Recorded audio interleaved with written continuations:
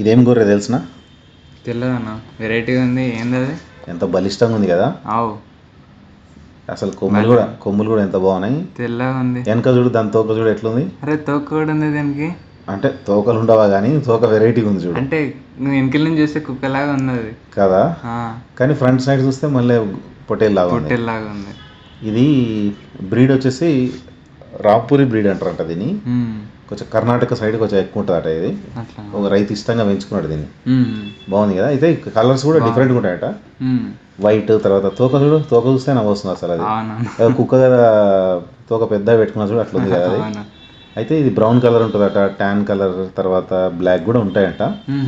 Main అంటే రెండింటికి పనికి వస్తుంది. ఇది మాంసానికి పనికి వస్తుంది, అట్లాగే ఈ ఉలన్ ఉంది కదా పైన, అది కొంచెం ఎక్కువ వస్తుంది. అంటే మన ప్రాంతాల్లో కొంచెం తక్కువే, కానీ కొంచెం చలి ఉన్న ప్లేసెస్లో అయితే కొంచెం ఎక్కువ ఉలన్ వస్తుందట. చాలా బ్రహ్మాండ, రెండింటికి పనికి వస్తుందంట ఇది. ఒక రైతు ఇష్టంగా పెంచుకున్నాడు. దీని ఏజ్ ఎంత చెప్పుకో, ఎంత ఉండదు చెప్పు దీని ఏజ్? 3-4 సంవత్సరాలు ఉంటుందా?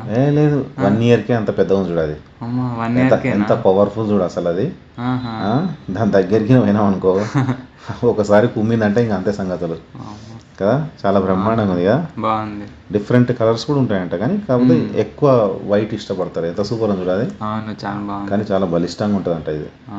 ఈ వీడియో నచ్చినట్టయితే లైక్ చేయండి, సబ్స్క్రైబ్ చేయండి.